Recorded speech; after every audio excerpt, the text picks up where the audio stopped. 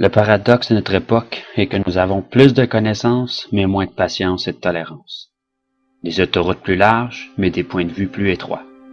On dépense plus, mais on a moins. On achète plus, mais apprécie moins. Nous avons de plus grandes maisons, mais des plus petites familles. Plus de commodités, mais moins de temps. On a plus de diplômes, mais moins de sens. Plus d'éducation, mais moins de jugement. Plus d'experts, mais plus de problèmes. Plus de médicaments, mais moins de bien-être. On boit bien trop, on fume bien trop, on dépense sans réfléchir, puis on rit pas assez. On conduit trop vite, on se fâche trop, on se couche trop tard, puis on se lève trop fatigué. On lit pas assez, on regarde trop de TV, puis on ne médite pas assez. Nous avons multiplié nos possessions, mais perdu nos valeurs. On parle trop, aime trop rarement, puis haït trop souvent. On a appris à gagner sa vie, mais pas à la vivre. Nous avons ajouté des années à la vie, mais pas de vie aux années. Nous sommes allés sur la Lune, mais il nous est difficile de traverser la rue pour rencontrer un nouveau voisin. Nous avons conquis le cosmos extérieur, mais pas notre carrosse intérieur.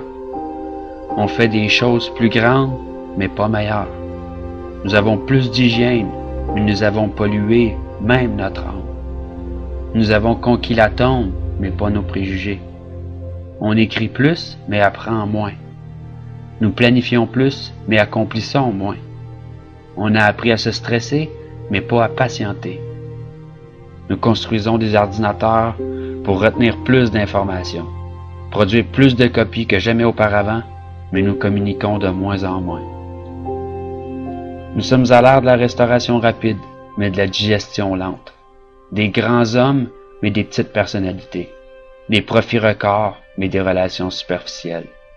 Nous sommes à l'ère de 2 revenus, mais avec plus de divorces.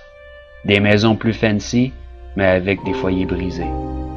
Nous sommes à l'ère des courts voyages, des couches jetables, des basses mœurs, des nuits sans lendemain, de l'obésité et des pilules qui font n'importe quoi, de donner du pep à endormir, à tuer.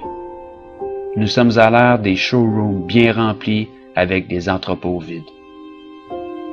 Rappelez-vous de dire « je t'aime » à votre partenaire et à vos bien-aimés. Mais surtout, pensez-le. Une bise et une accolade soulageront un mal lorsque sincère.